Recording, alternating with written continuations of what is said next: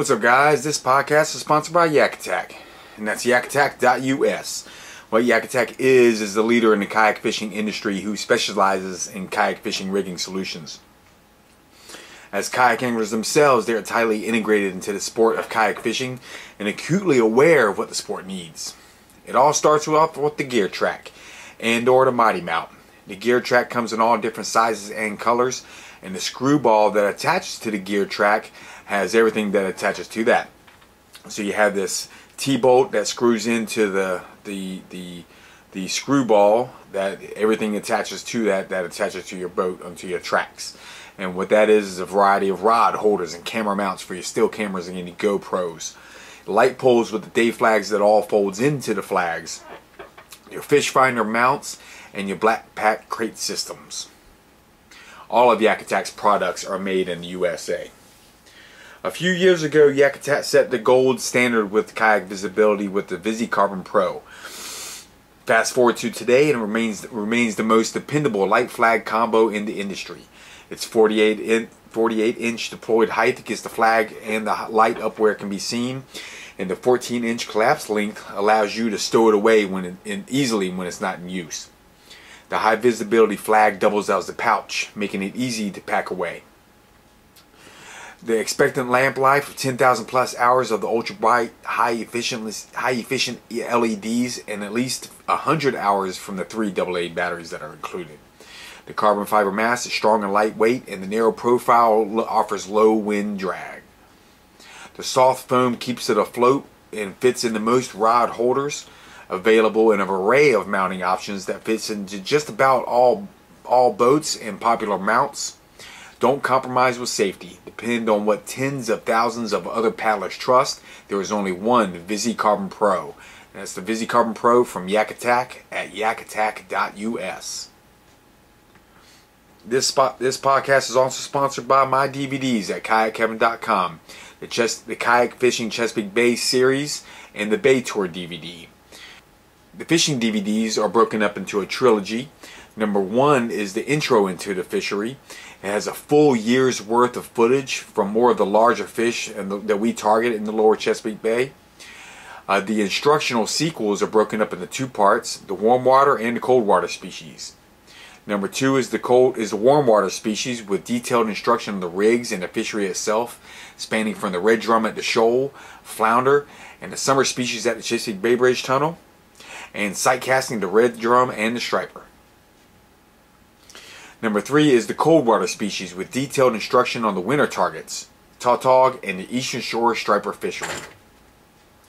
The Chesapeake Bay Tour DVD is a 6-week, 600-mile tour I did in 2010 around the Chesapeake Bay, filmed in kind of a Survivor Man style, showing everything I do and look for when I am on a long-distance tour. All of these DVDs are available at kayakkevin.com. It's kayakkevin.com and yakattack.us. Alrighty, it's podcast number 55. It's June 2nd, 2015, and we got Ric Burnley. Rick is back. And KayakAnglerMag.com is Kayak Angler Magazine's website. And we're here at Lee's house for the Lee's Studio podcast. Yeah. I've been doing the ones at my house with the Florida tour one for the last couple times. Well, that's going to go on for another 10 episodes, I imagine, just when I'm doing 2 weeks at a time on it. But yeah, I've been doing those at my house. But yeah, yep. And we've been talking already before we came in, and basically I'm at Cobia suck, and everybody's all happy. Right. I finally caught mine out of the kayak. We caught a few out of the boat. We have an incredible story about. I have an incredible story about this week. That's just it's really unbelievable the things that can happen when it's the beginning of the season, and who knows really what happens. But geez, we could have had a pretty phenomenal day, and we still had a pretty good day. But where you want to start? Yeah, I mean, shit. Where? And plus this is the first one we've done like this since the spring season too. So we haven't talked about any reds. I haven't posted up any red pictures yet because I just haven't written any reports yet. Right. Been real lazy about that. I put a picture out today. Yeah, yeah. Or yesterday. Was it yesterday? Yeah, I put a picture out yesterday. Yep. Everybody's mad about my hashtags and everything, but the people that help me out are... You know what? And because I share them from Instagram, it pops up like that. Yeah. It is what it is, but... But I should be doing it too. I've been a bad pro because I haven't been doing it, and I need to be doing it. But yeah, thank you for doing it. Right, it is what it is. And even though he's not on Instagram, he has his own hashtag. So it's kayakkevin.com, and you have to spell it out. But it's starting to accumulate some pictures. Actually, there's one of you standing on your head now. Yeah, is that yeah, that wasn't there. That's all. Dude. Well, the thing is, with my phone is an old fucking right. Yeah, it was old one of these type of phones. Right, so I can't slide out. Yeah, it's one of the slide out phones. I can't even, I can't. And the pictures on there suck. So if I take a picture with that, it's not like as good as when I take like quality shots. So I don't want to fill up a page on Instagram with shitty pictures from my cell phone. Right. Yeah, that's why. But once I realized I couldn't get on it besides on a phone, I was like, oh, I don't want to. Yeah. So I need a new phone. I need. One of y'all's motherfucking. Right, it is what it is. Yeah. I thought you were intentionally like saying, that this was, over the top on the hashtags, No, I mean, it's just the way it comes up. It's just the way it comes up. If you do it on Instagram, right, then it just pops up in bold on Facebook. It is, you don't have any control over that, but I'm not gonna I could go back, edit, and completely delete everything and rewrite it without all of that, but, I mean... No, you need to be doing that anyway. Right. It's, yeah. The truth is people want to know what you're using. Right. And there it is. Yeah. That 4.3 is an awesome boat. Dude. Yeah. It's a pretty amazing kayak, man. I really loved my Prowler 13. It's the boat that got me into it, and it's the first boat I had, and this thing tracks very similar. It paddles... Well, we were catching reds this in last month, and the acceleration when you hook up, that was the thing that I noticed out of this boat that has been more so than any others. The drifter was good because you'd start skipping along, but the acceleration on you hook up instant. It's a thrust, and people in other boats hooking up around you notice it. They're being pulled and notice at the same time. That all of a sudden you just pick up speed and go back. Because at one point, 5 of us, the first day we really got on them good. I mean, we had caught a few. Okay, yeah. So that was the first. I think I had gone. Was it the day before? Because I'm actually writing this report now. I'm trying to fucking remember. I should have written it the week of, but of course. Jay went the earliest. Jay went the earliest. Caught one and lost one. Right. Well, he had a big run, and there are no rays at that point. Right. So Jay caught one and lost one. He was on bait. One on lure. Okay.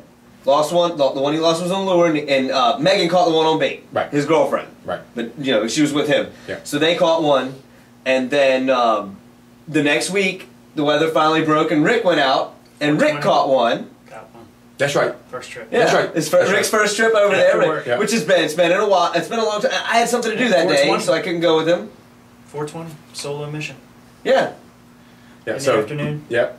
Yeah, and then I think you went out after that, right? Right after, the next week after that, or the next time was I went, and that's when I went with Zach, wasn't it? I didn't go before. I didn't go by myself. No, I caught one before. Did I catch? Oh yeah, because you came out like the next day. I came out the next day, and you were paddling away towards, and I stayed. Yeah. Remember the next day? I lost it next to the boat. I caught one. Okay, I didn't pull that one in for pictures, but I had the one that I was spinning at the boat and straightened the hook on. Remember? Yeah. Was I with you on that one? Yeah. Okay, yeah. We went over there with Zach.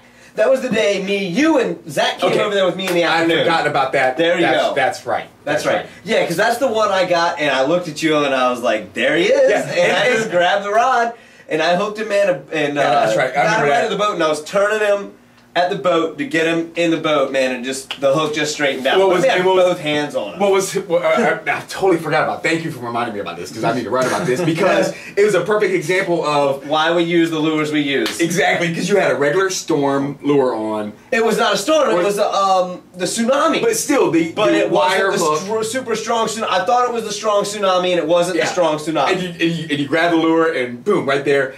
and it came up, and the thing was like that. It was like, there it is. When I say as advertised. As advertised. Yep. You gotta have them. Yeah, you do have to have those. But I remember I remember that day also because I was relieved just to see one. I was like, I just wanted to see one. We didn't have to get pictures. We were going to get, it was all right. So we weren't pressured about it. We were like, oh, relieved just to see one. Yeah. Yeah. Yeah, I had that thing at the boat playing with it. Yeah, you had done had it at the boat, grabbed it. Yeah, and it swam really strong, so whatever, it is what it is. Yeah. So. Yeah. And then that's when me and Zach went out, right? Yep. That's you and Zach went out next. During middle of the day, and me and Zach had a really good day. Smelling them. It's so crazy now how that is becoming almost as right there with sighting now. Yeah. It's like I'm looking and smelling all at the same time, and I've at least 3 out of the 7 that I caught this year were directly nose driven. Right. Like 2 of them, it was like one of those, but then again, I had one of those days. I saw something the other day that was sight driven from about a fucking mile away. Well, that was the thing. And when me and Zach went out, and I caught what 2 that day. Zach caught 3. We also had the full on into the school experience where they were pulling us around doing circles with the school doing circles, like just swimming and swirling. Yeah, it's like because we hooked them in the middle of them, so they were never out of the school and running back to it. They were just swimming with the school that was spooked. Yeah. So we're getting pulled in, right? And they're all spinning around us like this. So these fish are going around like this. So we're all doing circles, and it was like super clear. I had smelled one out right before that. Paddled around. The sun came out really good. Oh, I know. Let's get this on video too. I saw a splash about 50, 100 yards away or so, right? It was a good, I just saw one splash. And I was like, all right, what is this? And then a bird stopped. One bird stopped and looked. Didn't dive, just looked. Right. And then kept on going. That's right. I was like, all right. Those are too big to eat. Yeah, I was like, all right. And me and Zach, we started going on, and we got onto it. It was like the on top school. It was on top red water, the golden water. They were all over the place, and we just lobbed them in, boom, hooked up, and got spun around. Then Zach found, I think we found 2 more. I ran through a school, had a knockdown, didn't hook up. Zach caught one there, and then caught another one. And then we went out with a whole bunch of guys. It was like 6 of us, and that's when we all got into them also.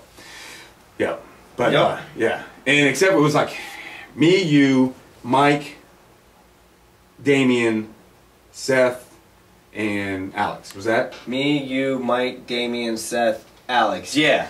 That was it. Yeah. And we all went out earlier. Mike came down, and we all went out. We met earlier, and you came a little later. We went out the first thing in the morning, and I'm trying to get Jay the link to the podcast to his email,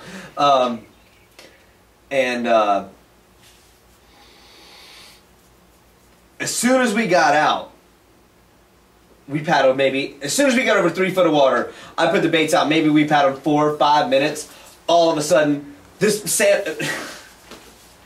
I call it the coho and the chinook all day. Yeah. Seth was trolling this giant Sabile, like 3 treble hook. It's got jointed 2 joints in it. He's trolling this thing, man, and all of a sudden, an explosion in his rod, and it's gone. How do you not get hooked by 9 hooks? How do you not stay? Who knows what that was? We caught drum there later, so what? Dredge. Right. Yeah. So then I show up, and well, we're waiting on the tide to change to go back in. Yeah, we paddled away and waited for the tide to change. We got Striper area, and I was up front of everybody, and I spooked some decent sized ones. It's like 40-plussers. I can see, but they weren't in packs. They were just like from the bottom up, doing that type of sweeping thing as you spooked them. So I was like, okay, they're here. And boom, that's when Seth goes down with his coho. Yeah. With a 40. Dude, I was following, so I'm following Seth this time. I'm like, because I thought I saw something. So I slowed up, and I'm behind everybody. And turns out I did. I saw something. Yeah. But I didn't see what it was, man. It just moved fast by me, and I was like, man, So I'm slowed up. I'm moving behind everybody. I'm standing up every now and then, and I see you stand up and start looking around, make a couple casts, and then keep going. And I'm like, maybe he saw the same stupid flash I saw. Yeah, it was that. And then, so I sat down and I went a little bit, and then all of a sudden, like 50 yards in front of me. There's just an explosion. And I know it sets lure, and his rod just bends over, and I scream, he's got him on the coho, because this thing looks like salmon, you know. Exactly. Whatever, big striper, you know, heavy-tailed, big striper. Yeah, yeah. So then, then I kept on, they hung there. And I saw the school twice, so I was hanging there. I was like, I done spooked this shit. They're already, you know, when these stripers. I should have done the same thing, man. I just followed these stupid things around. Like they were every time I got near them, they were frantic. Believe me, I did that a couple times later, and I was like, you know, by the time you do about, you know, 5 times or so, and you throw your arms up, fuck these things. Like the last day, I was spooking the stripers to get the reds to individualize to cast them because they were in there with the striper anyway. They're dumb striper. They weren't biting anything. The small stuff too, and they weren't biting nothing. Dude, yeah. But yeah, so I went further away just because I knew that those were spooked and that. Right. So I was like, okay, I got keep on going. I figured there's gonna be more waves coming through because it was the time of year and these things start coming through like that, and I was figuring. School, you missed that. You spooked that school. Keep on going because there's another school coming, and I end up like hooking a 44-incher, which is nice. That was surprising. On the rod I had, Seth's was every bit that big. Seth's was we didn't have a tape measure. Seth's was every bit 45, 46. Yeah, it's bigger, probably bigger than mine. Tail. I mean, mine was really heavy. Was, you know, the big fish. Yeah, you know, mine was that. That's that giant splash I put on Instagram. But yeah, so then we come back and we're heading into where the reds are going to be, and I see a dark line, and I stand up. I go, okay, we got them. There they are. There's about a thin line, or you know, a line of them, a good 20 yards, 30 yards wide. So we're really far away from them, but it's clear and it's dead calm. I can see. You're at this point. Yeah, because that's right. You had gotten away from all of those guys had started looking slower, and I was still following these stupid things around. Yeah, yeah. You know, seeing them swim by. So I see him, I'm like, all right, everybody come up, because my. Oh no! Once we got back across, it's okay. Once we, I'm already past the striper. We're done with those now. Yeah, because I never saw the big school. I just happened to run it. I just happened to troll one up. That was that. Yeah. Later on, I see schools of striper a couple of days, you know, next week. But so we're in on the reds, and I see him, and I'm like, everybody come up. So we're starting to line up, and my idea is we're gonna get on them and do the bomb and all hook up at the same time. So that was the best way to assure everybody to get on them, because once you spook the school, you have to start strategizing at that point. If you can get on that first cast on that school, you're usually going to get them bam, right? So without them spooking, I want it all at one time. It's going to be like that. Yep. So I'm getting everybody's lining up, and all of a sudden they're everywhere. We're already in them, dude. These aren't the only ones, man. Right. There's fish swimming towards these, coming up from underneath the bottom behind us. Right. So we're we're like, oh fuck, we're already in them. Go ahead. Everybody favorite themselves and just start casting and start getting into them. So out of the 5 or 6, was it 6 of us? Yeah. We caught 3 that time. I lost 2 and caught 1. I mean, it was one of those things. They grab the lure and you'd snatch it from them. You know what I mean? You were just waiting for them to hit it. That was stupid. So yeah, I think out of the whole day, it was like 15 hits, 10 fish caught or something like that. 15 hooked up and 10 caught. Right. Or no, a dozen caught. We caught a dozen. Right. We caught a dozen. But it was funny because, like, okay, it wasn't, they were all around, so they were boiling all around, and I remember I was like, okay, these are already spooked, so I need to move them and try to find, I found a slick. Yeah, and we started to find slicks, individual slicks, and then we started casting. I mean, Mike, for some reason, he comes down every year and fishes for drum, and then occasionally it just goes the fuck off. Yeah. And that day was the day that it just went the fuck off. And he caught, one time he caught 5, this time he caught 3, and he lost another one. We lost him for a while, I guess. For a little bit, maybe 30 minutes or 40 minutes. But then here's what's funny. I remember the next set, because I recorded all this, because we were in right where I couldn't see the bottom, so 8 foot or whatever, right? So couldn't see the bottom all the way down, and I was like, remember saying, let's move in just so I could see the bottom. At least I want to see if I see a fish right at the bottom, above the bottom, I can see them. Yeah. We didn't go 2 paddles. Oh, there they are. Right. I mean, they're not moving. They're just kind of really just sitting just hanging out on the ledge. I started making casts, and I was like, okay, this ain't working. And I dropped the bottom, and actually was like I think I said Just let him sit. Let it sit, and I was doing something, and I pick up the rod, and he's there, and he's on. I'm like, oh shit, just let it sit on the bottom. You know, I'll get pulled around, and then you let it just drop, boom, and boom, you got one, and then yeah. And later on, you caught one. Oh we we stopped. We got ready to leave. So, oh shit. So yeah, we had caught him. I caught those two that we saw them, and then we hadn't caught anything in a little while. It was getting later in the day, and Mike drove all the way down, and he was planning on going home. So we're like, man, we're probably gonna get out of here. And we're sitting there talking, bullshitting. My line goes slack. We're just sitting there, barely drifting, and then the rod, Mike's coming up from behind me, and the reel clicks like 3 or 4 times, and the rod just bounces down, and then I hear it slam, and the rod goes doink, doink, doink, doink, doink, like, it just came back loose. He didn't get hooked, you know what I mean? And so I got no video too. So it's just doink, and you pick it up, and I pick it up, and there's nothing, and I reel a few times, and he comes right back, and nails it. Caught that one, and that's when Mike caught his second one. Yeah. And then Kevin caught. Did you? You didn't get one that time because you got one again the last time. Yeah. Alex caught his second one that time or something, or Seth caught his that time. I don't know. We ended up catching like 2 or 3 out of there. Yeah. And then so we sat back up and don't see him for a while. We have that adrenaline. Then that's like, we gotta get all right, going. so I'm gonna get out of here. I make literally like Eugene. Are you listening to the podcast? Pocket dial. Pocket dial. He normally listens to the podcast, so I don't know if something was terribly wrong with the sound or something like that. You know what I mean? So I'm like, man, we gotta get out of here. I paddled maybe it literally wasn't 20 feet, shallower, and boom. And then I'm like, oh shit, dude, they're fucking everywhere again. Bob, I mean, they're just everywhere. Everybody looks, and the drummer's just everywhere. Yeah. The whole time we chased these things a little deeper and a little deeper, and they were moving shallower and shallower. We would literally been in them all day long. Had we not been like, man, I think it was out, moved a little further out. Because that's what I did when I was like, I would see the bottom a little bit more, and I kept a little shallower. Had we just moved in all day long, we would have been dead on top of them all day. Well, that's what usually when I do a pattern, I'm zigzagging shallow to deep, to shallow to deep, to shallow to deep, to make sure I'm covering that. Yeah, but every time we turned around to leave, to go shallower, they were right there in front of us. What was hilarious, right? So Damien didn't catch anything, and we chalk it up as you have your days. Some days you do, you don't. I get home, I look on Facebook, and he had posted going drum fishing, like across the bridge, and I was like, oh. Eastern Shore God said, no, you ain't. It said, you ain't catching shit. We were in them all day long, and he was the only one. There was literally fish around us all day long. All day long. Everybody hooked up. Everybody hooked up, and Damien. Except he's not the only one that didn't hook up. Milky Man didn't hook up that day either. But he was trying to stay away from us as we're trying to wave him in. We've seen this guy so many times up there, he's man. One of those that he's paid his dues over here.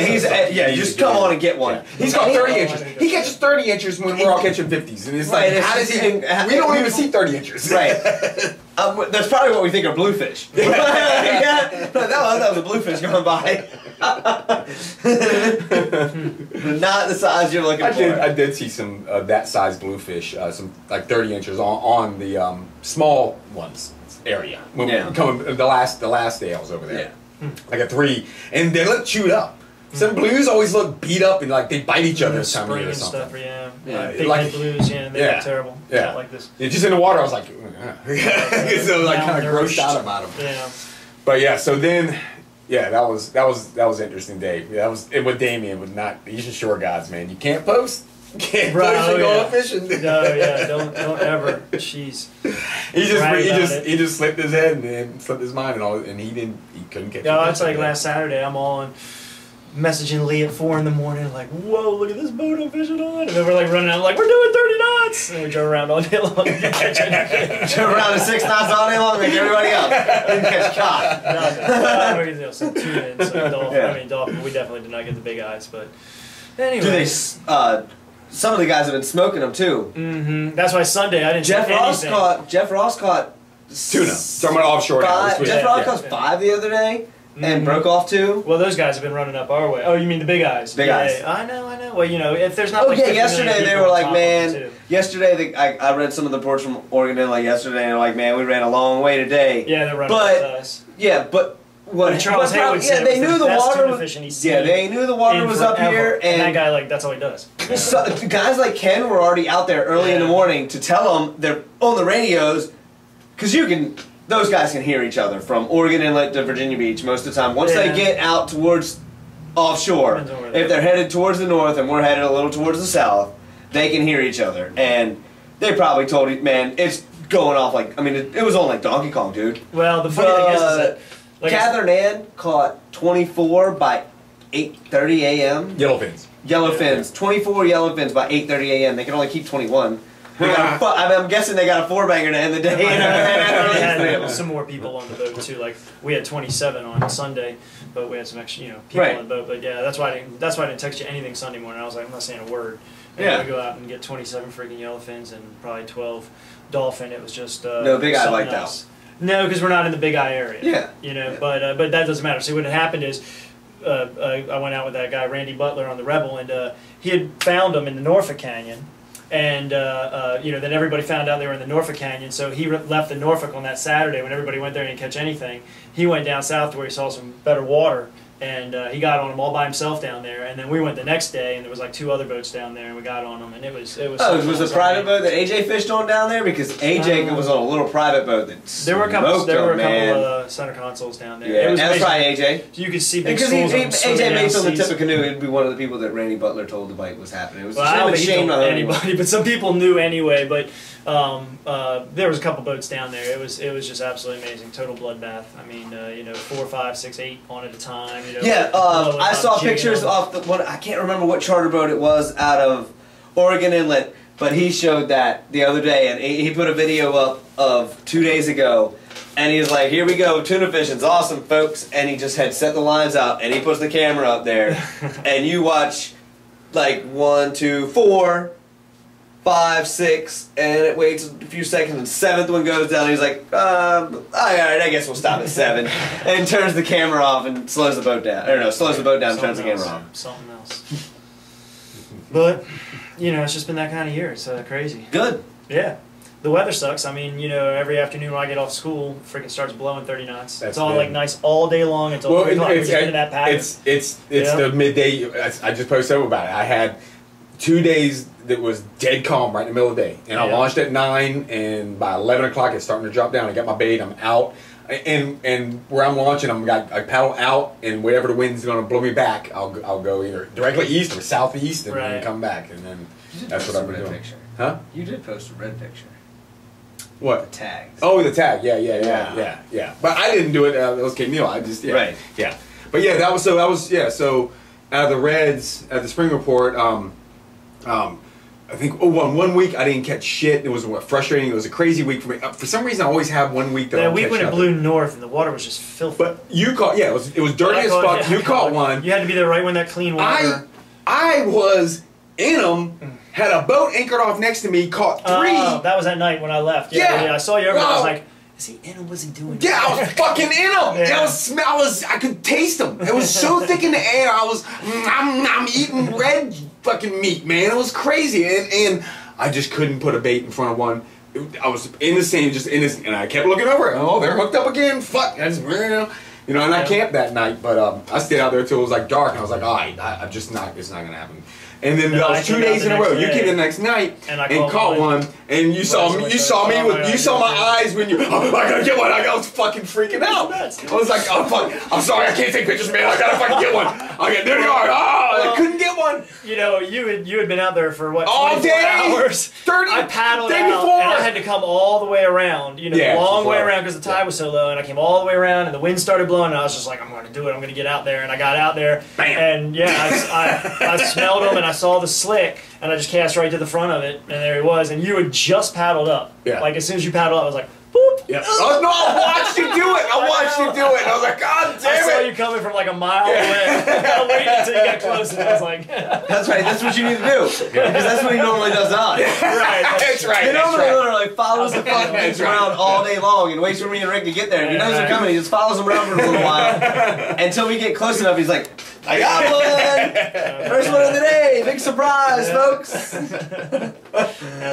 Yep. Too. But yeah, So yeah, I had that week, and then afterwards, I caught 7 overall.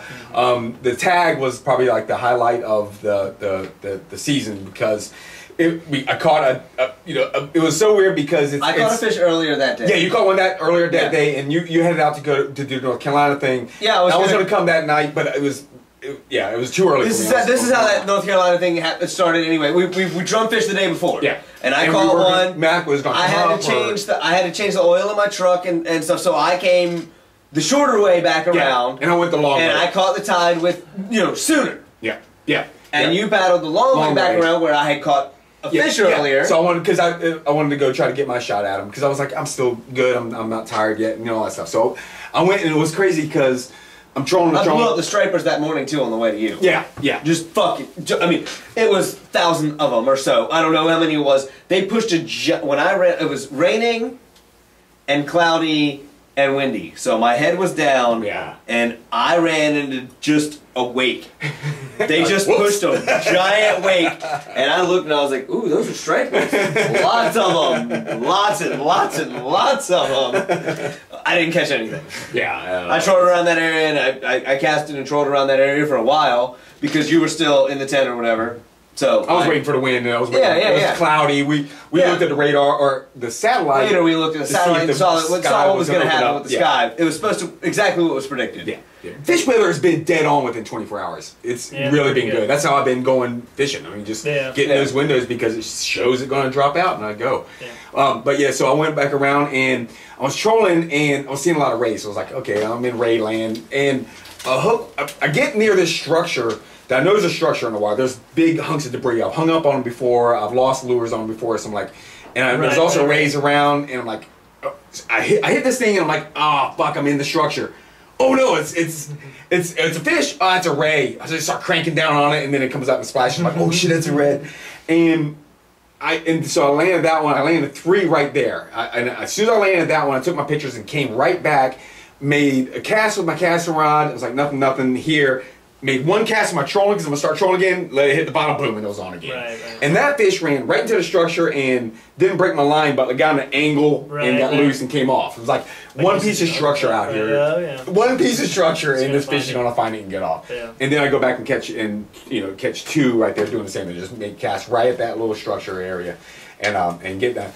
Now, and then I catch a 53-incher, and it's got a tag in it, for me, and it's too corroded to read the number on, so I just clip it, put it in my bag, do my data on it. I've been doing pictures of the tails on both sides. I want to document. I want to document them now. Do we catch the same ones? Well, before I wouldn't, because I always thought that they changed their dots or the spots always change and morph out. But with this one I just recaptured, it was so I clip the tag, put it in, do this shit. Look at the tag, get home and start to peel put the tag in fresh water to try to kill some of the growth on it, just to loosen it up. Start to peel it off. I'm like, wait a minute, this isn't a red tag. This isn't one of our tags. Okay, keep peeling on it. I'm like, there's no numbers on this tag. It's got a ball at the end with a rope going through. Like, okay, what is this? And I'm like, wait a minute. And then I go, oh shit, this might be a satellite base. So I look up satellite tags, fish satellite tags, and I look at, I get a picture one, and I look at the base of it, and that's where the satellite tag connects to the swivel thing. Basically, it's on. It's like this. Rusts or whatever in so many days, and they release. Well, that does. Right. So that stays, and so I'm like, oh shit. I get a hold of Lee. So what's King Neal's text or number? It's like, I think I got one of the satellite tag bases. I got one of the tag fish, and it was. And so he's like, "What's his phone number?" And I'm like, "The best way to get a hold of this guy is his email." He responds immediately. And I gave him his email. So not only did it was. So here's what was cool because of course I was fascinated about reds. I'm fascinated about this particular study itself. Fascinating. We just had them on, right? And then I go and catch 1 out of 15 out of a million. Right. 1 in 15 million. Yeah. So there's a couple of things that have come from that. One, our tags weren't in it. Our steel tarp tag was not all in of those fish. Right, and so that means our steel tags are getting out. But this was surgical plastic that was stuck in it, and that one stayed. So maybe there's a but start using something the Cobia, they last fine. For some reason, the red Cobia shed. get recaptured all the time. Yeah. For some reason, the reds shed them out. They got such an armor. Maybe you just. No. Maybe just no, but we all stick them in. Yeah, we stick them, in the fins behind them, hooked in. Yeah. I mean, yanked on them. Every one I did, I was like, make sure that's secure. All of us do that. All of us do that, and those big tags. Meaning we lose it seems useless to tag them now. Yeah, unless we have a surgical. So, okay, and then now I looked at the fish. It was 48 when he caught it. It's 52 when I caught it. Which made sense because in 2009 our big fish were 48 inches, right? All of ours, and now we're catching 50. So that's all of them are getting that big now. Another thing that I was interested in now with the spot things, the spots were exactly the same. Right. 6 years later, exactly the same. They didn't change at all. So that made me think, oh shit, I'm going to go back. This might be a winter project. I'm going to go back and look at all of them. Yeah. And document, okay, here's what here, and see if, Yeah. I mean, it's a wintertime thing. It's going to take a lot of research to do, but I can take each picture and take out, each of the tails and look into them and catalog them. I already got the idea of how to catalog them up to really be able to do it. Right. Yeah. I want to see that. So that was a lot of fascinating stuff that came off of that one. Yeah, and now Kevin has a lot of data. Were they able to get, because when they get the tag back, they can pull like 100% of the data off of it. Were they able to use that to pull in? No, the tag was just the base. Oh, it's just the base. The floating tag comes off the swivel in like 30, 60, 90 days. Okay. So the satellite part was gone. Yeah, do we know? Oh, I thought it was still no, that's why I didn't know I didn't realize it was. Did Ken tell you which fish it was? And where he was? Where it went, they're finding that out. They were okay. He's working on that. Well, maybe we'll get him. The email was sent out to the whole everybody who was involved with the program. Everybody loved it. Right. So it was like, everybody. We got one. Yeah. We got that. Like, I mean, you're hooked. We got one. Well, not only that, but we got pictures of it. So I mean, we've got all this. Yeah, right. So you know exactly which fish it is. Yeah. We know which fish that was. So it was what's his name? Chris Boyce. Chris Boyce caught it.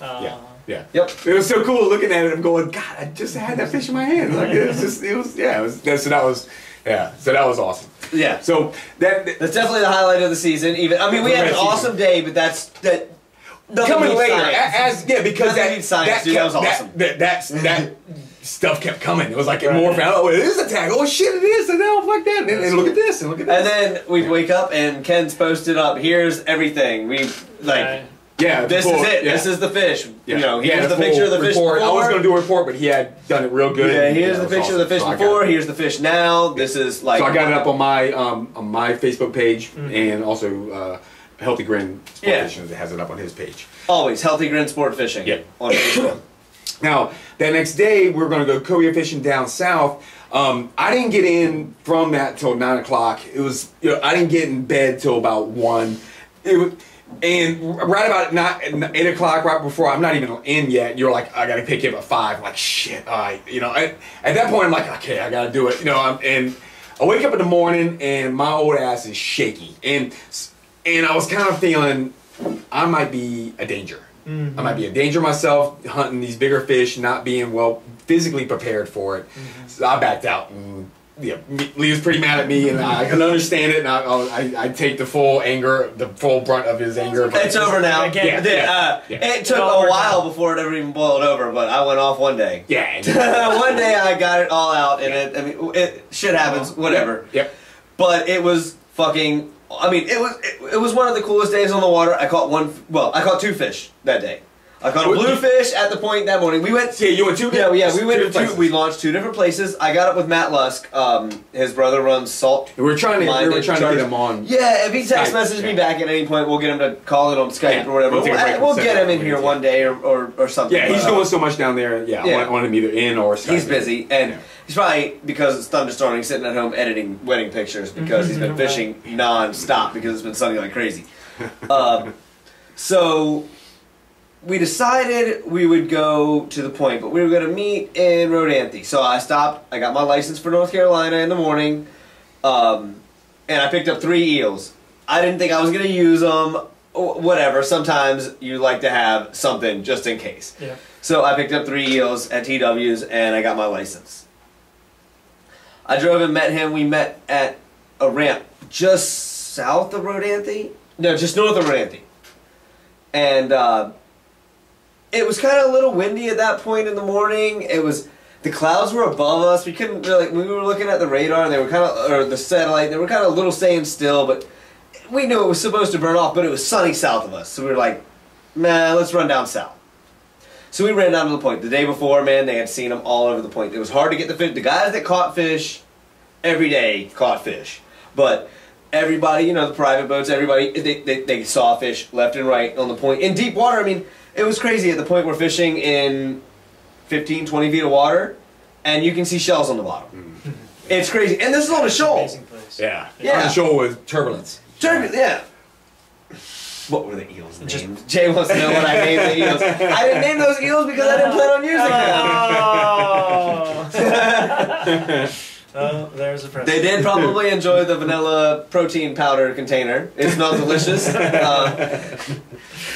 So we paddled around there, man, and at one point, I don't know, I just saw something blow up in front of me.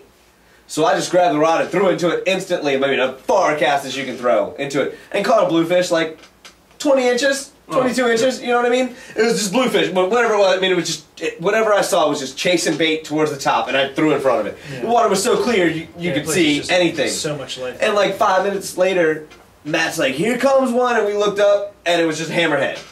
But I mean, it was like 4-foot hammerhead, so small, sharp, but brown. You know, sun shining on it, leaving a shadow on the bottom. You're like, there's no, not one. So we paddled around there, man, for 4 hours or so. We probably put in 6-7 miles, just moving around, slow, looking around. What was the current like? Was it really strong? No, the current was not strong at all. Yeah. But there was, the swell was pretty crazy, and it would just break in random places all around you. Yeah. I mean, it was one of the coolest places I've ever kayaked, and I would go back in a heartbeat. Sick ass place, dude. I would go back in a heartbeat. So the current wasn't that good. Well, it wasn't crazy strong that day.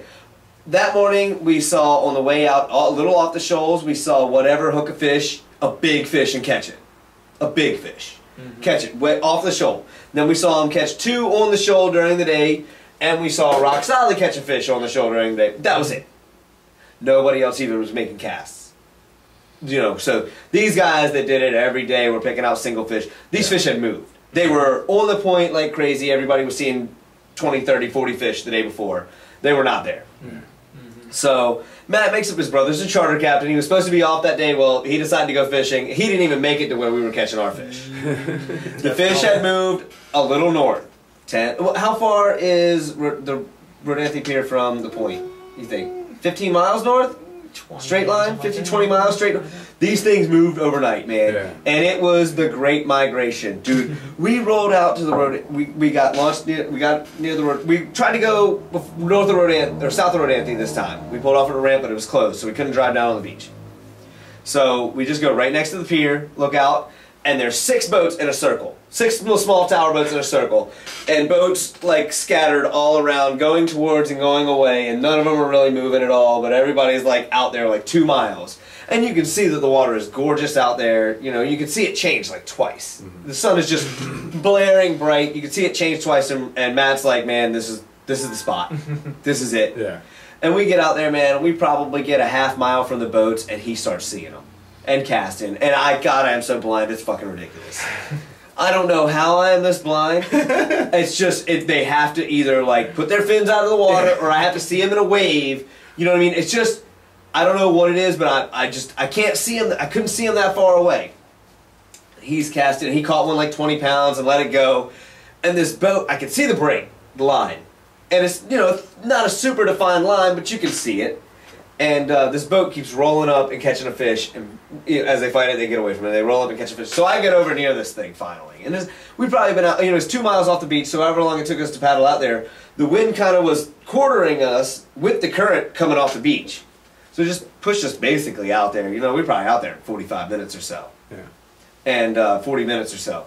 And I finally, man, I'm paddling in the same line with this boat. Not way out of range of them casting or anything or seeing a fish. Yeah. But I'm in a line, on the line with them, and I look over my right shoulder and I see one, what I think is like 40, 50 pounds swimming by me.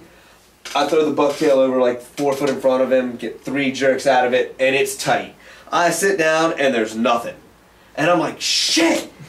And I slam my fist in it, and I'm like, shit! And I look up and there's just tail kicks, and I'm like, okay, calm down. I immediately just I didn't even pick my paddle up. I picked the rod up and stood up, and it looked like the same fish I hooked. I don't know if it was the same one. It looked like the exact same one I had just set the hook on. Swimming from the left side this time, about 5 feet from the kayak. I mean, really close. He was a good ways off before, you know, like 10 yards or so. Yeah. This time he's like 5 foot from me, and I'm just throwing in between him and the back of the kayak and like get 2 jerks out of it, and he bites it probably 7 feet from me. I mean, I just see him open his mouth and the bucktail disappear, and I set the hook, and this thing comes tight this time, and I sat down and I'm giving the old Jose Wahebe jerk, and I set the hook on him. Yeah, I set the hook in him real good, and I just settled in, man, and it was a while before I felt like he gave up. Right. Yeah. 8, 9 minutes. You know, the drum in shallow water the drum in deeper water take a little longer than the ones in shallow water, but this thing was a lot longer than that. You know, I mean, it took big, just long runs, and in the deeper water, it's not like as fast to take off. Right. You know what I mean? Because they're diving down and out, and this thing is, at one point, I had the drag so tight on the reel that I had to reach up and loosen it because I was tired, like my back got tired of being that tight. I mean, I was just, pinned the rod tip in the water, just whatever, just give it to me. Yeah. I mean, you can't break 50-pound line in the kayak. You can't. Right. He's not gonna, he would have to get to the end of the spool for that, and there's not enough water here. Right. So I'm just sitting on him, and finally the feel this thing is start coming up to the top. And I'm like, okay, this thing is, I mean, he's done. He's not, he gets to the top, a few big head shakes, and then he comes up, and he wants to act like a speckled trout or a big striper. He sticks his head out of the water, and starts doing this left and right, and I'm watching this bucktail swing back and forth, and I'm like, oh my God. And it's a while, I mean, because he's like 10 feet away from me, and every time I pull on him, he'd dive back down for 4 or 5 feet, and just come right back up. I mean, he's done. You're trying to get him, just tired of it. Yeah, he's over it. Yeah, and trying to keep him from shaking that. He's over it and just wants to shake. And I'm like, no, I want just swim. Yeah. Just swim. Yeah. Yeah. You know, so I keep trying to pull him down. Same thing with his just trying to get him back in the water. Yeah. And so finally, I get his head down, and I get a few more cranks on the reel, and he comes up, and he gets ready to try to do that crazy shit again. I throw my left leg in the water and grab the bucktail.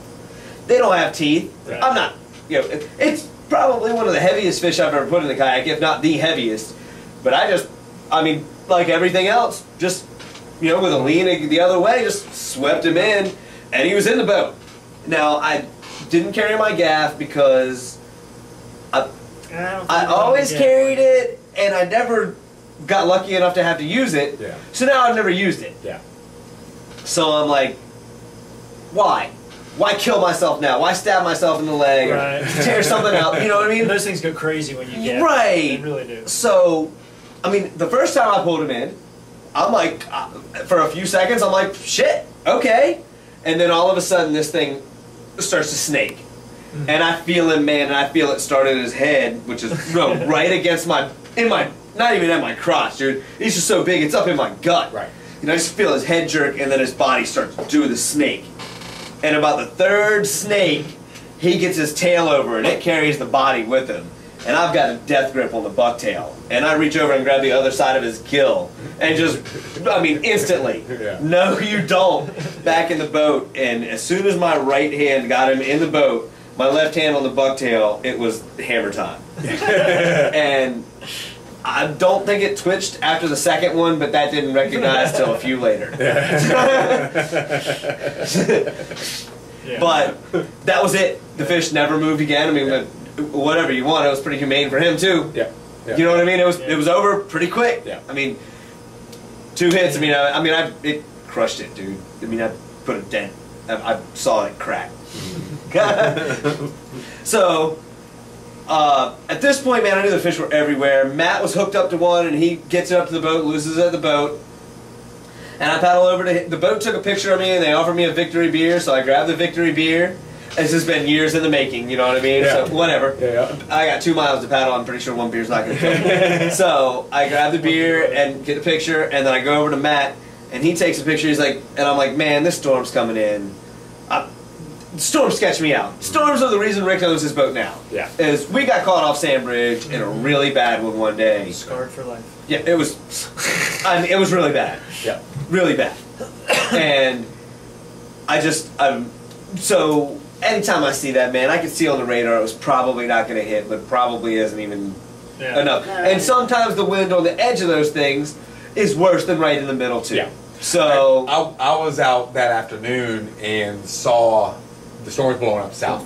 Yeah. I was wondering where they were. I can't bring up radar on my phone when I'm out there sometimes, but I was wondering because I could see how far it was south. Right. I was like, that looks like it's in Carolina. Yeah. That's Yep. Yeah, and it was. I got home and looked at the radar. I was like, oh shit, yeah. That's what yeah. I was So man, the hatch in that Ultra is fucking awesome. The rear hatch in that Ultra, or the Well, yeah. yeah. Well, yeah. the tank well Yeah. is awesome, man. Yeah. I took that fish in because we keep our crates elevated. I put that thing on the fish grip so it was tied off. Right. You're secured pretty good, and then I just maneuvered it past the tripod underneath the crate, set it behind him, and his tail was sticking up. Tail first, yeah. Tail first. Yeah. His tail was sticking up because that's the thickest, the thinnest way. Yep. And you want the thickest end on this end. Yeah. So I put it in there, man, and the tail was hanging out the back of the tank well, and the head was like right up against the back of the seat. And I told Matt, I was like, man, I should have stayed. I should have stayed for 10 more minutes. I would have caught another one in 10 minutes. Yeah. Oh, we were on him. He literally was seeing him as I paddled up to him, and he's like, that's why we didn't get that many pictures of the fish, because it was hectic, Right. and he had just lost the one he wanted to keep with like a 40, 50 pounder right at the boat. When I hooked mine, I thought it was 40, 50 pounds, man. The first time I got it up near me, it was pretty soon that I got it near me before it really took a big dive and was down out of sight for a while, I realized it was bigger than that. I was like, this one's 50, 60 pounds. This is bigger than I thought it was. Yeah. So, Al and Shane and those guys had a vacation house just north of where we were. So I called them up. No one answers, of course. But Alan sent me, luckily, I got Al early enough in the morning before he started drinking, I got him to send me the address. So I'm like, fuck it, I'm going to go rake these guys' party, whatever they're doing, whatever. I'm just going to show up because now I have the address. So I got this fish. They fished, I had just talked to them, they fished the point the day before. They were one of the boats out on the point the day before that saw all those fish and didn't catch anything. Oof. Didn't catch anything. Yeah. So I roll up and I park in the driveway. And I roll up to the door and I knock on the door, nobody answers. So I walk around for a little, and I go back up, I look in the pool in the back, because it's raining. I'm like, fuck, these fools would be outside, but whatever, they're drunk. So, nobody's outside. I'm like, maybe they're down on the beach watching the thunderstorm. So I go down to the beach and nobody's there. Like, what the fuck, man? So I turn around and I see Shane pulling in the driveway behind my truck. And I'm like, okay, so somebody's here. I run back across the street, and about that time he's getting out of the truck, and he looks in the back of my truck and he sees that cobia. And he's like, these fucking idiots can't catch shit. I can't fucking believe this. You caught these cobias. You caught this cobia out of your kayak, and they spent all day. We just lost signal. On there? Right in the middle of the story. On there? I don't know. All right, we back? Yeah, we're back. Here we go. Yeah, we had a Technical difficulty. Ustream drop out. Some Yeah. So we're back. We're gonna start back Fly, hit up. a Shane button. says it was hammer time when I stopped. There we go. I don't know. We'll focus back up as soon as I stop moving around. Shane said we left off at hammer time, so I stuffed it in the crate. Yeah, but this is being recorded. Yeah, this one's been recrating. So I put it in the crate behind me and paddled in because storms freaked me out, man, and it was getting, it was close. Whether it was going to hit or not, whatever. But You have a whatever. 60-something pound fish in your boat. What the hell? Yeah. Go home. I had a 50, 60 pound cobia behind me. I was pretty amped up.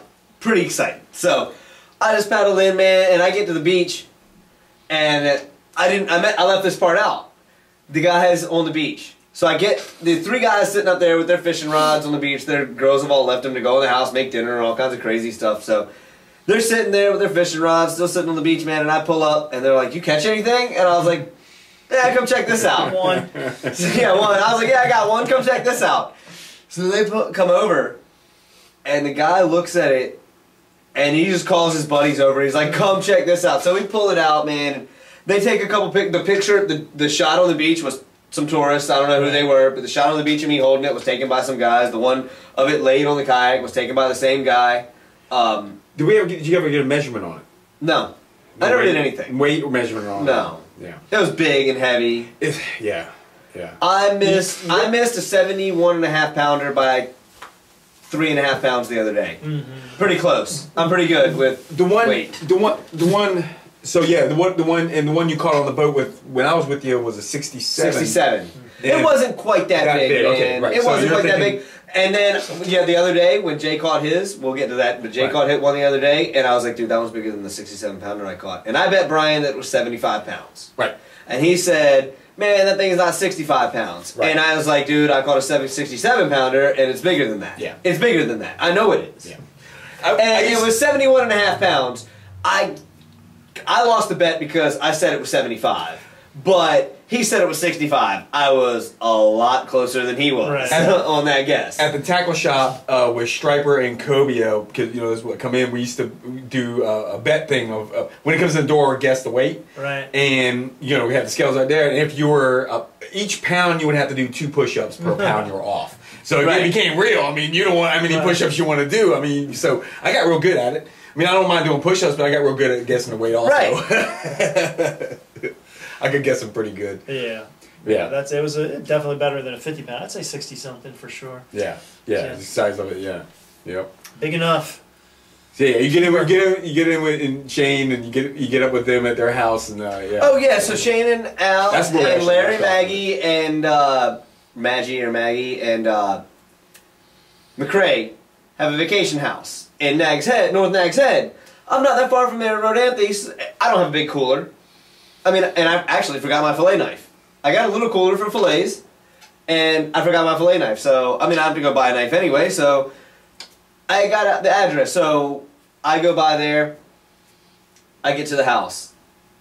Knock on the door, no one's there. Go around back, look in the pool, no one's there. Go across the beach, look on the beach, no one's there. I'm like, man, where are these fools at? They said they were going to be here. I turn around from coming back across the beach, and I see Shane pulling the driveway behind me. So I'm like, okay. So I run across the street, and Shane's like, man, I see some crazy person run across the street. He didn't know what was going on. But I run across the beach, and he gets out of the truck and sees that Cobia in the back of my kayak. And he is like, I can't believe you caught that. These guys spent all day yesterday. They saw fish all over the place yesterday, big ones, and didn't catch anything. And you got like a 50, 60 pounder in the back of your truck. You took the fucking kayak out. I can't. He just runs to the door and starts yelling upstairs, you can't fish. You guys suck. Whatever he can. They come running downstairs and look. And this is where it goes foul. This is where we take a decent picture of the fish with me, and then we remember the Eastern Shore drum picture. Oh, They grab him by the lower lip, yeah. finger in the butt, Yeah. lift him up. That was. And Al Aventano picks this Cobia up off the ground. He's got like 2 fingers in this thing's ass and a whole fist in its mouth. And he never smiled this big before in his life. He never been so excited. This thing is spraying shit, and his circles are deep. And he holds this thing up for a picture. And at that point, there was no taking this thing to the tackle shop to get it weighed. Yeah. This fish was at this point, it was pretty shamed. Like, there's no more defiling to do. It's time to cut this thing up. Yeah. So we made Al wash his hands and then get his fillet knives out. Al cut the fish all up, man, and they got ready to vacuum seal it and everything. He cut up some, made a really good ceviche. I can't remember exactly what he put in it. He'll probably post it up here. But if it's not some kind of ancient secret, you know what I mean? So it was good. The cobia raw is really good. It's firm. Nice. Yeah, it's firm. White meat. It's got a taste.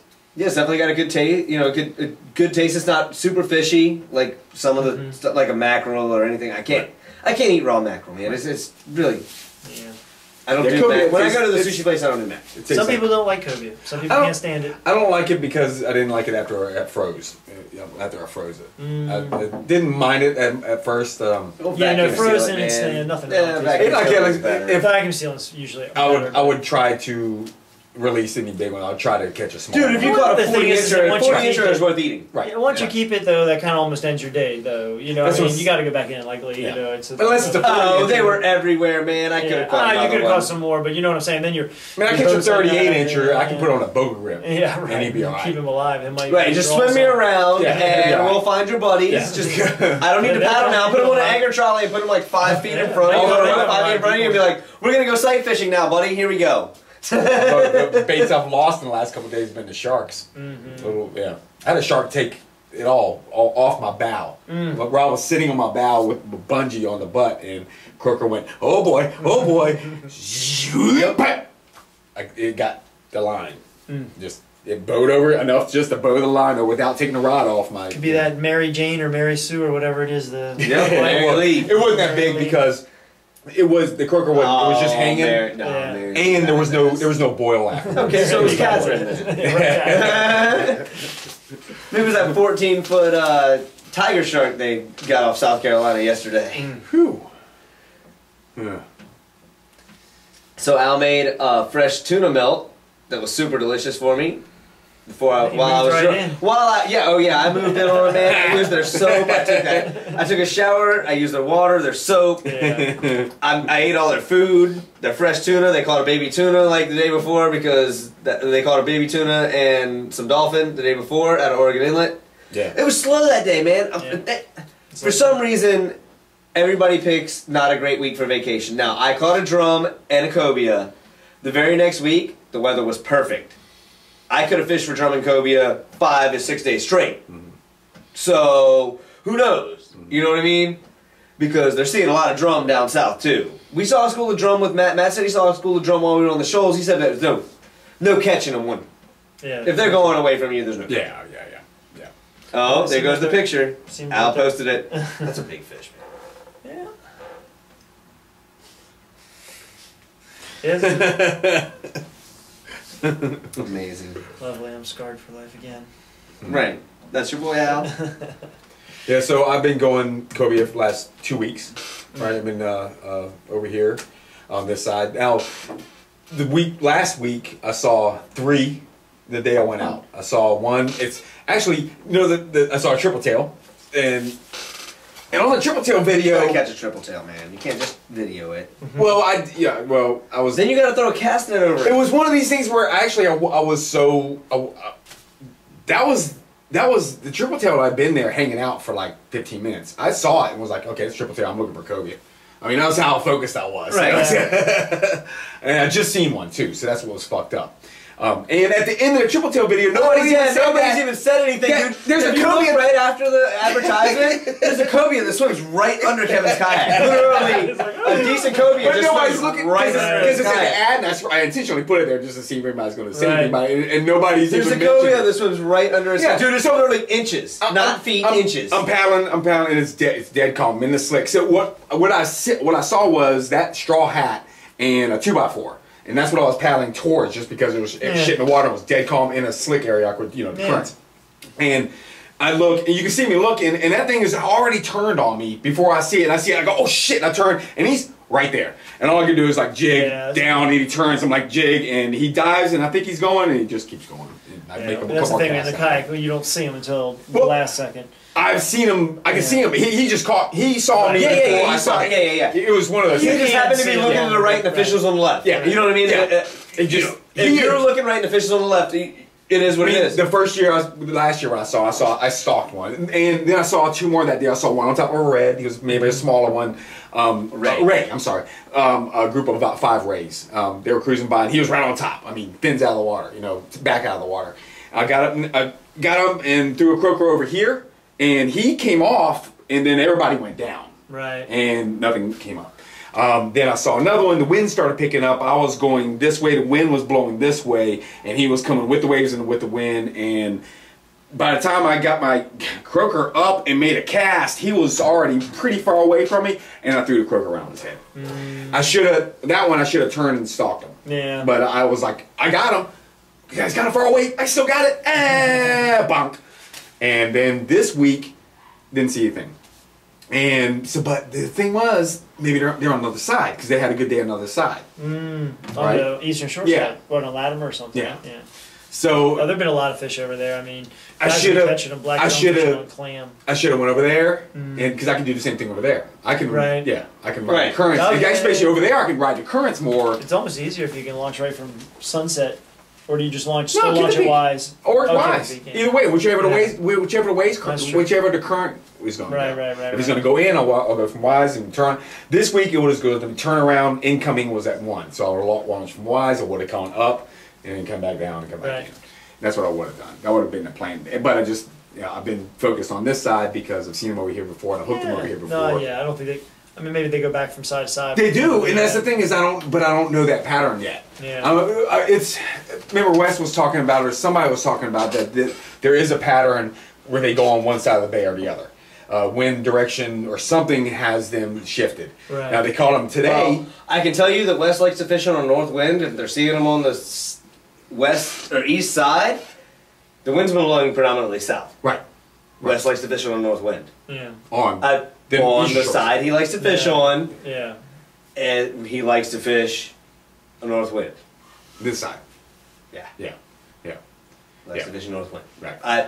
I don't. The wind's been But blowing like south. northeast, like 15. I mean, they want to. Yeah, he likes to blow fish in a Or northeast. northwest. And that's the or thing is something. that Northwest, I think they think it blows them out of the coast I or haven't, something. and so I haven't caught one, and guys are catching them, and I'm like, God damn it! But the thing is, I'm also not chumming for them. I'm doing exclusively Just side side casting, casting. Right. Which is so and I've been pretty productive for being in a kayak Dude, and being where I'm at. With the seeing boats them. we have, we'll get our shots in the late summer anyway. We're gonna get You got all them. summer to check. We're gonna run the Yeah, pilings. right. I've got Right, the, yeah, I've that's what got I'm the saying. pilings that need In the late summer, we're gonna get our shots. I'm good with it now. I did it last year, and I was like, I should go spade fishing. I'm just gonna go look at these pilings. Fuck it. I'm not obsessed about Cobia, but I'm like, I'm on it. It's I'm something to focused set your about it. goals for. It's Yeah. fun. Yeah. Dude, the big ones pull incredibly strong. It's a shark fight. It's the Dude, weird those head shakes are big. Yeah. Yeah. Yeah, it's just something you can't turn to. You know, something that is Yeah. going to do what it wants to do until it's ready to come back. You hook a big one. Man, that big one I hooked, man, it just did what it wanted. Yeah. Well, the seconds that I've had them on. Yeah. And the ones that are different. What it does, usually you get a shot at it pretty quick. You can get them green. Dude, the one but that then- came off the hook the other day. Well, so anyway, Jay and I went after this last Thursday. Jay had his boat, tuned up for the summer and got everything done he was supposed to get done, and he wanted to run the boat. So our plan was to go try and hit the slack tide for reds. We ran, it took us forever to find bait in the morning and everything, so, finally we got what we wanted at Ocean's East and headed over. Finally got hooks and everything, got rigged up for fishing bait for reds, and headed over across in the boat. And we got set up, man, and we'd probably been set up for an hour, and the tide started slowing down. An hour and a half, and the tide started slowing down. And one of the rods in the corner with a whole crab just doubles over. And I'm like, get him, Jay. And Jay picks it up, and he starts reeling, and for some reason, like, the line just breaks. No reason whatsoever. Yeah. What, so a few minutes go by, he's retying that rigging that one up. We got 3 rods out, 2 with cut bait, 2 with half crabs, because we haven't got any junk yet, and 1 with a whole live crab. We got a few live crabs left.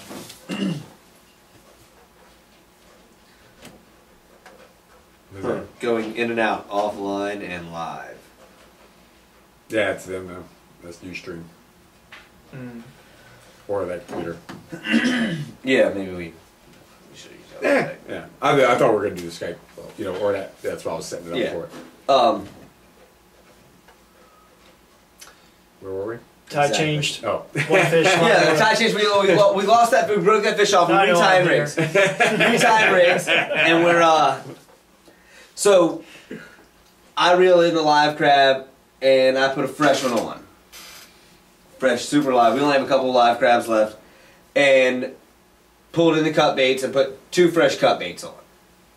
And it's only Cut baits, yeah. half crabs. Yeah, yeah. 2 fresh half crabs, and they've been in the water for a few minutes, and one of them just slams down and comes tight, and I'm right next to it, so I pick it up, and I'm like, oh yeah, we got this one, and right above me a rod goes down, and I'm like, Jay, get that one, and he reaches over to get that one, then my fish comes off. Oh, that's... I know we flashed something. Yeah. Offline again. Yeah, it's that. Adobe Flash, close it. Hit refresh on that. Up the top, yeah. Up there, right? Nope. Right there.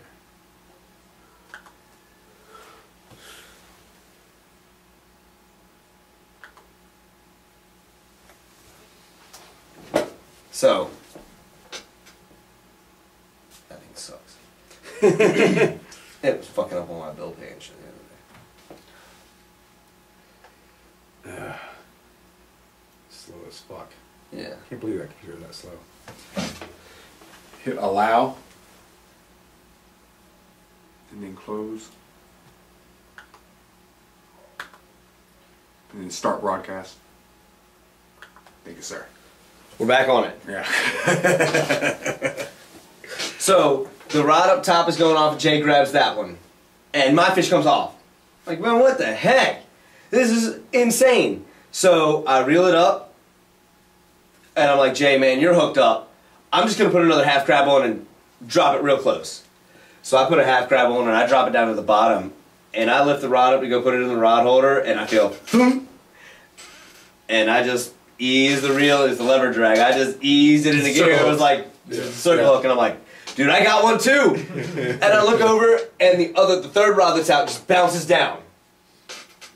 Nothing. No, we don't think anything of it. We're fighting 2 fish. Yeah. You know.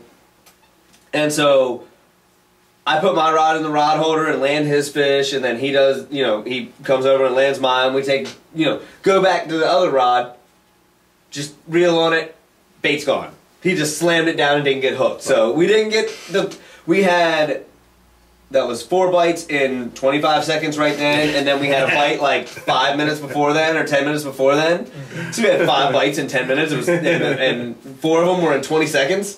So that was pretty fun. And that's all we caught. We sat around, and by then the tide turned around, huh? Right on the tide change? Yeah, right on the by the time we got everything set back out and everything, we were pointed the other way, tight, and we sat there for another hour and didn't catch, hour and a half, and didn't catch anything. Yeah. So, Move through. okay, Yeah. that's it. Let's go. Reds move. Yeah. Yep, let's move. Yeah. We got what we were gonna get. Let's go. Just been phenomenal. Looking to see what time the tide's going to change tomorrow night. Is that your spot? This is Navionics. Oh. It's got a current thing on it. Yeah.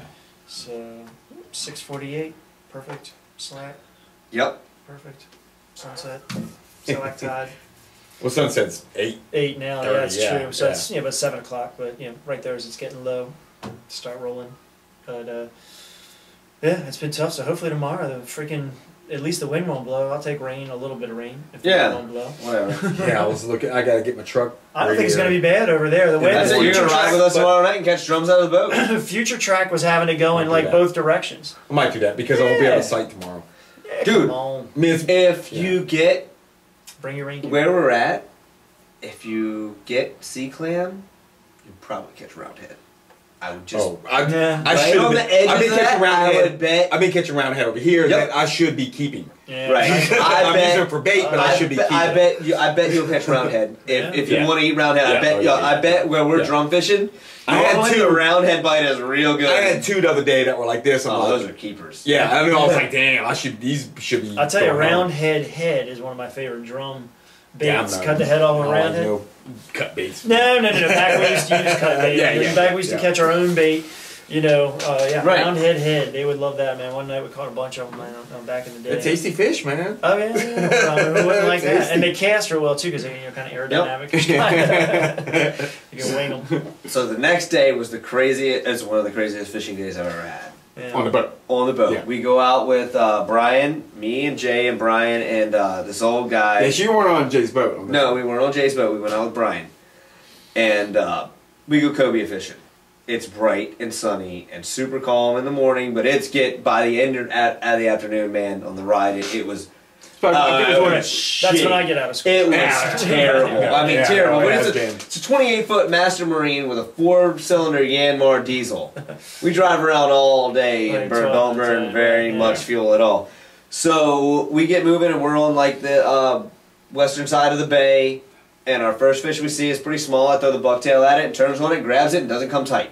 It's gone. Then we get a couple of fish that don't eat, and then all of a sudden we get a fish that refuses an eel and grabs a Ron Z. And as we're fighting it, getting ready to hand it out from the tower, it just breaks off. On a nice custom rod, the fish just breaks off. Who knows? Breaks the line. Line. Yeah. Just gone. Pow. Big, nice fish, 50, 60 pound fish. So we get moving again, and next we caught a little one. Oh yeah, we caught the next one we caught was a keeper, and this old guy, we let him fight it, man. And as I'm going to gaff it, I don't know how he breaks the rod. The only thing I can assume, because he was right next to me as this is going down, is as I went to gaff the fish, he ran forward to see what was happening and just fucking pow. I suck it sometimes too. I'm pretty sure I snapped it with the fish. Mm-hmm. You know what I mean? Like, Right. the guy was fucking in the way and shit. I don't know what the fuck happened. Mm-hmm. The rod is broken, Brian's fucking mad, and the fish is like back in the water. It bounced off the side, it's back in the water. Oh, that's worse. Yeah. And now we're handlining this thing. Yeah. Jay and I handline it up, and I stick it with the gaff and put it in the boat. So we got that one. How big is that one? 25 pounds. Okay, yeah. Yeah, 42 inches, 41 inches. So we get going again, man, and we see a couple fish and throw on them, and they take the Ron Z and break off. And then we get to the next one, and it takes another bait and it breaks off. And I look at the guides on that rod, and one of the guys is busted. So Yep. now we have a busted guide. We're down a rod. We get moving again. Break another fish off. I look at that rod. We got another. Now broke 4 fish off this day. Because of...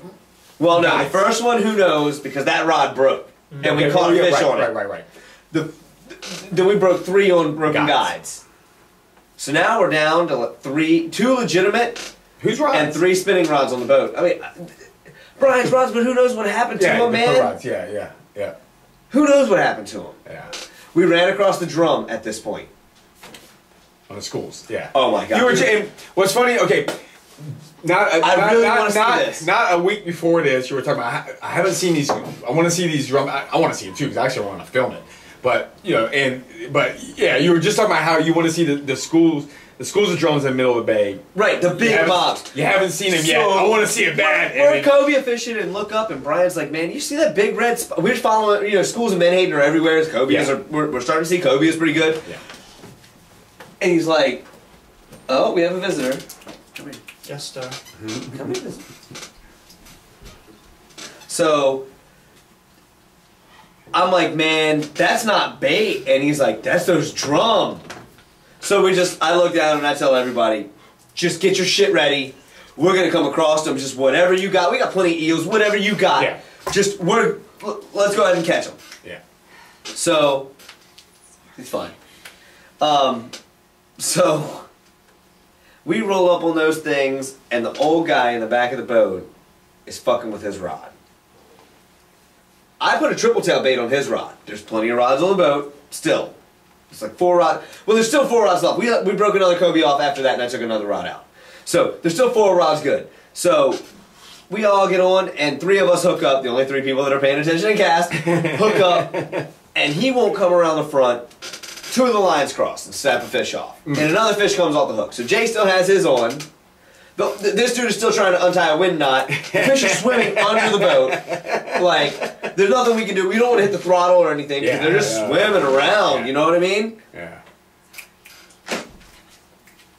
So they're just swimming around. Nothing. So we catch Jay's fish, take some pictures of it, and we get going again and start seeing the drum again. And Brian's like, dude, there's cobias around these. I was like, forget these drum. We rolled up on them one more time. She's fine. She's not gonna bother us. Yeah, she's not going anywhere either. She decides where she wants to.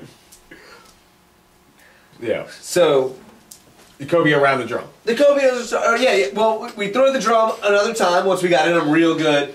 And they kind of dove right as we rolled up on them because we tried to wait for my man to get ready again, and my man didn't get ready again. So, anyway, whatever. Now, we're cobia fishing. So, these cobias are around these drum. We run into Brian's buddy who tells us these cobias are around these drum and around this area. So, we start working again, man, and we get going. And like I said, we broke another one off. Then we come across, we catch another little one, throw it back. And then we get going, man, and off in the distance, Brian and Jay are up in the tower. Or no. Yeah, Jay had just come down out of the tower. Brian was up there, and he's like, man, this is a big one. And so he gets ready, rolls up on it, and Jay's on the bow, and Jay takes his shot. I mean, he's got the perfect shot. Takes it with the eel, nothing. Fish doesn't want anything to do with it. Brian throws it from the tower with the Ron Z. This thing grabs the Ron Z and takes off. So he hands it down, and I'm just standing there with I get the gaff out and ready, and Brian's like, dude, this is going to be one of the biggest ones you ever caught. So it was, we saw when it came back up top. Who's talking to you? No, okay. to Jay. Okay. I was going to say, you had a... We had an 80 pounder with him. But he's like, this is going to be one of the biggest ones, man. And so this thing gets close to the boat, man. We realize how big it is. And stick it with the gaff. Pull it to the boat. Get rolling again. It ended up being a 71 pounder. Right. It's one Jay put on Instagram. Right. Really nice fish. I mean, super cool. I mean, dude, that thing came up to the top, and I stuck it perfectly just right behind its gills, like right in the top of its belly area. Got it.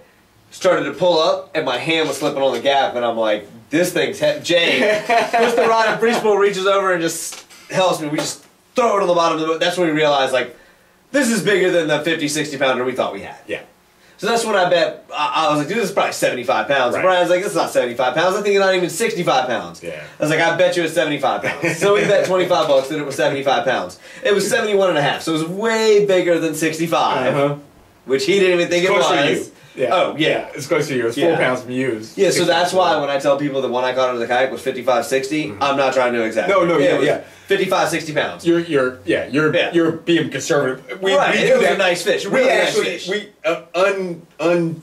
Typical of fishermen, we actually scale down our fish. Yeah. Even in pictures, I've got a lot we'll of go, big fish. Yeah. You know, so I'm not trying to go crazy. Exactly. We actually I'm conservative on our estimates. If we have to estimate something, we're going to be conservative on. When I put the 80 pounder on the deck in the fall, I said it was 80 pounds and it was 80 and a half pounds. Yes. Yeah. I was like, that's an 80 pounder and it was 80 and a half pounds. Yeah. I mean, just... Yeah.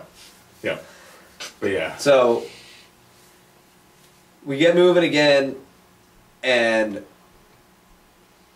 at this point, we broke another rod. So now we're down to 3 rods on the boat.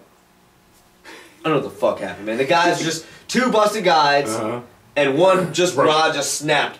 Yeah. And then we're moving along, and a wave hits the boat, and one of the rod holders in the side of the tower is bolted in, and the bolt comes loose. And it spins down and drops Jay Stratic and Therese to the depths. See you later. See you later. Trip is doomed. Yeah, a Stratic and Therese to the bottom. We got a 71 pounder in the boat. Yeah. These are hooking fish left and right. Reds and Reds, drunk, everything. Oh, God. Dude. So, what the fuck? You know what I mean? How could it get any worse? We got 2 rods now. My ugly stick, dude, they're battle proof. Yeah. If you want to just 6 foot casting rod to throw at a big fish. The ugly sticks, the only thing that'll break is the tip guide. When you jam it into the ceiling or anything like that. Other than that, like, you can't beat them. Yeah. I haven't been able to hurt mine. So, we get rolling again, and these cobias pop up in front of us, and it's like a pair of like 30, 40 pounders.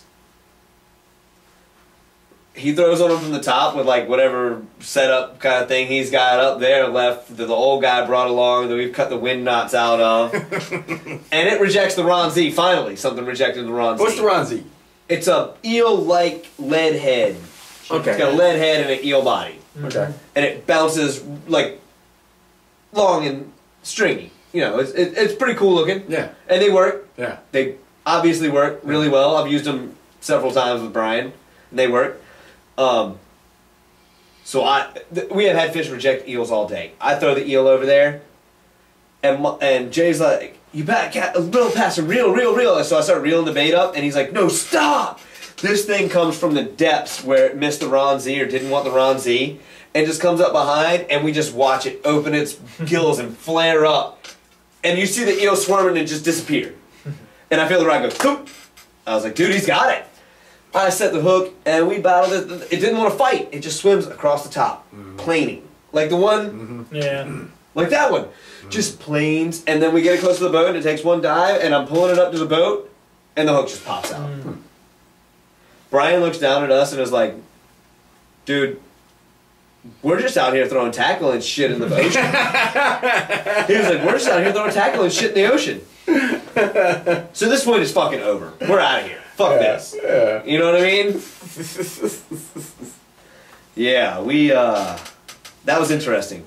It was fun though. I mean, we hooked a bunch of fish. Yeah. And you got to see the reds out there. Yeah, I finally got to do those. It's a You were just talking about mob that. squad. Yeah. I've wanted to see it every year, dude. They were close to a mile away when we saw them. Yeah. It was like bait. That's not bait. That's a big. What is that big red patch? Yeah. That's drum. Yeah. Everybody, You never know where they're gonna get your show up. shit ready. Yeah. They said they were seeing them all over the place. Yeah. Oceanfront that day, Right. out in the middle of the bay. Yeah. Several people said they saw them out in the middle of the bay. The only other boat we saw near us wasn't near us Right. when we saw them. When we saw them. Another school. So they were, these fucking things are there's a lot- everywhere. there's a lot of big millions ones. of these things out It's there. so it is amazing, and There's thousands and thousands. it's and such thousands an of them, awesome. It's dude. They were literally looked like 10 feet deep and as big as you wanted. I mean, it was literally like Are they all when you there? see bait coming down the beach in the fall, and it's just a big mud moving down the beach in the middle of all that clear water. That's what it was, except for red. It was just a mob, and we just, dude. There's no denying it. I mean, we were looking at bait all around us, so that's not bait. That's those drum. Let's go get those drum. yeah, but it's just cool. It's super exciting, dude. Everybody that says they don't get excited when they're cobia fishing when they see those drum is lying, because that dude's like, yeah, sometimes we catch them, sometimes we. His face when we were coming across those drums was like, get him, catch him. I had what was it? No, I don't think it was last year. Maybe the year before that. I had Chris Boyce and my brother's old roommate Brian Greenlaw on the boat, and we had a pretty slow day. We ended up at the Anglo-African wreck, which is off Fisherman's Island on the eastern shore, and we were anchored up on there just trying to catch some spade fish or something. I was up on the bow. And I looked across and I saw a splash out in the distance, and I thought it was just, bunker or something, but then it was like big splashes. I was like, get the anchor. We pulled up the anchor and they were coming, and we got on that. By the time we got the anchor up, that group was to us, and I think both of them hooked up on that group, or three of us or whatever. We got them all in and, landed them, and I looked, and there was another group, and they were just everywhere. There's different groups of them all over the place. We just kept following them all the way across the shoal, and I got these guys. We were like, as soon as we would get them, we weren't even bringing them in the boat. We're just using the D-hooker beside the boat, de-hooking them. Yep, let them go. Right Swim back and catch on. one out of them. I mean, it was like all you could take, reeling them in, because if you lose them, they're gone. So you have to get them in. Yep. Get them off, Eventually, we and get lost them them back because we started seeing those cobia around them and stopped paying attention to the drum. And by the time we looked up, we were like, either they went down or they're. I mean, and we saw them like almost a half mile away, and we just couldn't even see them anymore. Yeah. And the other guy that rolled up on us was like, man, I haven't seen him in a while here. Yeah. But the cobias were still in that area. Yeah. But But I've seen them out in the middle there. On the shoal is probably like not Latimer, 9-foot shoal and all that is probably the best spot that I've seen them. But you know, I've seen them between the first and the second island, like right up along the bridge between the first and second island, but like up the bay a mile on that shoal that's up there, Horseshoe Shoal, I think they call it. Tail the horse show or whatever. Yeah, I've seen them up on Latimer, like no, you know, past Kip to Peak, way up, just everywhere. You just you never know where you're going to run into them. And I don't know. I haven't figured out any kind of like pattern to put on them that I know. You know what I mean? Besides, if you drive around in the middle of the bay, especially in the middle to late part of the summer, I think if you know those guys that drive around way out there on a 9-foot shoal. And intermiddle ground, I think that those guys see a lot of them out there. But yeah, there's like you couldn't really put a pattern on where I can't. But man, it's awesome when you run into them. And like I said, if you keep up with them, you usually catch them. They will as fast as you get a bait in the water. yeah, sometimes the guys that fish every day run into them every day because they know, about where they're going to be. Yeah. That's way out of, dude, where we saw these things, we're so out of our range we could barely even see land on either side of the bay. Right. You're way out there in the middle of the bay, on the mouth of the bay.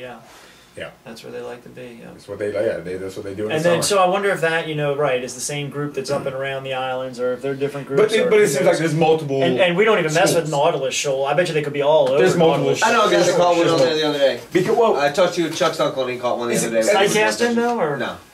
Look at the same day. The same day they're off the ocean front. They're in the middle of the bay. Those ocean front fish. Those ocean front fish, the ones I've seen pictures of, aren't as big. As the ones that we're catching on the eastern shore, they look like they're more like yearling-sized fish. Yeah. But 40 inches, 40 to 44 inches, right? Off the but everybody's front. saying they're getting citations, for everyone on the boat. So they would have Whatever said they 46 citation. in there. man, out of that tower, I tell you what, those drum didn't look as big as they were. When we put them in the boat, they were all like 46, 47, 48, you know what I mean? Right. And, Jay's boat and then out of other boat too. Yeah. They were big. Yeah. There's a lot of big fish around, that's for sure, And they just keep getting bigger, and more of them getting that size, and we get it. The reds are awesome. Just get some weather to get out. The biggest red you've ever caught? Oh, 53. 53? Yeah. I don't even know. If, I know I measured one on Sandbridge Pier 52 a long time ago. I literally don't even normally measure mine anymore, really. I normally just catch them, take a couple pictures, and let them go. I don't think I ever caught them bigger than 53. I don't measure them either, too, but 53, good grief. Well, I mean, if I caught a super giant one, I would know. You remember when we were fishing the first island, or the small boat channel in the kayaks a few years ago, and I caught that one. I think that was probably the biggest one I ever caught, and I measured it and put a girth on it, and it came out to like 60 pounds, and it was like 51 it was a 50 or something, 50 like that. But it had like a 30 some ridiculous, like 33-inch girth or something. It ended up being about 60 pounds by the math. That was probably one of the biggest ones I ever caught. But it just seems like the average size of them is definitely getting. Definitely. Well, and going back to that tag fish, that year, everybody's bigger ones was a 48-inch. Right. And now we're getting 50s in the 50s. 48 is average. Yeah. And and we used to be out of us, one of us would catch a 50-incher out of the year, and now we're all catching a 50-incher in our in whatever fish that I've caught 2 already out of 7. Out of 7 fish, I've caught a 51-incher, a 50-incher, and a 52-incher, and I've caught a 53. 2 53-inchers have been the biggest ones. That's a big one. Yeah. And Damien's got definitely caught some heavy motherfuckers too. Yeah. Heavier. We've caught some heavier than longer ones. Yes. Yeah. And Damien's got the longest one at 55, and that's that video. 55. Yeah, it was a fucking big one. Took him to a piling fight. Oh, like the video I put out. It's an amazing piling fight. Yeah, he puts it somehow he does it. He puts it right down 3 times. Yeah, somehow he does it. Yeah, and it's all sketchy and Rod is loose. His reel is loose. Seal. Yeah. He's fishing that while the fish is on, going through the pilings. Oh, it's a great fight. This is Damien, and he pulls it off. Yeah, and it's fucking huge. That shit, man. Yeah. And then he says, "I'm going drum fishing," and Eastern Shore guys go, "No." That's right. Pow. Eastern Shore guys, he said it. Yep. All right, we're good. We've been on for That's about an hour and a half exactly. That's it. Yeah. It's 9:20, almost 9:20, and we went on a little, 8:39, so... We going that late? Yeah. No, we didn't go. We went 8:30. 7. 7:39. Yeah, we've been on for like almost 2. Wow. Yeah, that is Yeah, almost yeah, 2 yeah, hours. yeah, Shit. Yeah, that's what I thought. My mom's still looking for me. Ask her. Yeah, 7:30 to 9 is an hour and a half. Yeah. So a little over an hour. Oh, yeah. Yep. A little over an hour and a half. Yeah. Not that much. So that wasn't off that bad much. No. Alright. Alright, cool. Alright, that's enough. Yeah. Are you getting in the picture? Is that what the deal is here? Picture. All right. Well, Get back. thanks guys, and thanks to our sponsors, Yak Attack at yakattack.us, my DVDs at kayakkev.com, and Ric Burnley is the editor at Kayak Angler Magazine, kayakanglermag.com. Get your subscription because how many it's 4 times a year now. 4 times a year. 4 times a year now. Yeah. Here's the most recent one. Go. Yep, coming out right now. Yep. Been coming out for like a couple weeks. Yep. Going live digitally on Friday, so you can even get your Digital. download, digital edition, so Yep. you don't have to go up out of the chair. Yep. To So the store. kayakanglermag.com. All right, guys. See you Don't later. go to the chair mailbox. Get your digital version. That's right. All right, guys. We'll see you. Peace.